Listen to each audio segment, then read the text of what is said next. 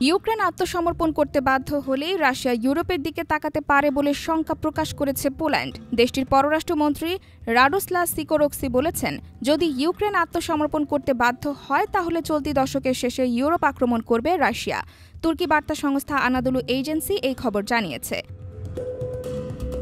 Sikorsky বলেন, Russia বর্তমানে একা ইউক্রেনের বিরুদ্ধে জয়লাভ করতে অক্ষম, তাই তারা তাৎক্ষণিকভাবে আরও বিস্তৃত আক্রমণের জন্য প্রস্তুত হবে না। তবে যদি ইউক্রেনকে আত্মসমর্পণ করতে বাধ্য করা হয় এবং রাশিয়া ইউক্রেনের সেনাবাহিনীর দায়িত্ব নেয় তাহলে এই হিসাব বদলে যাবে। এই পরিস্থিতিতে ইউরোপের উচিত চলতি দশকের শেষ নাগাদ রাশিয়ার আক্রমণ ঠেকানোর জন্য প্রস্তুত হয়ে থাকা।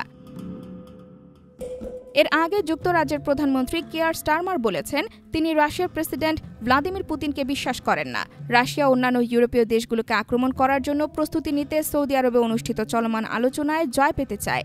এদিকে ইউক্রেন রাশিয়া যুদ্ধবিরতি নিয়ে কিয়ার স্টারমারের প্রস্তাবকে উড়িয়ে দিয়েছেন ডোনাল্ড ট্রাম্পের বিশেষ দূত স্টিভ উইটকফ। একই সঙ্গে তিনি তার প্রস্তাবকে ভঙ্গিমাপূর্ণ ও কৌশলী বলে মন্তব্য করেছেন। এই অবস্থায় ইউরোপীয় কর্মকর্তারা আশঙ্কা করছেন, ট্রাম্প কূটনৈতিক সাফল্যের লক্ষ্যে ইউক্রেনের স্বার্থকে জলাঞ্জলি দিতে পারেন। তাদের মতে, পুতিন আলোচনায় দেরি করিয়ে ট্রাম্পের কাছ থেকে আরও ফায়দা আদায়ের চেষ্টা করছেন। IBTV USA, new York.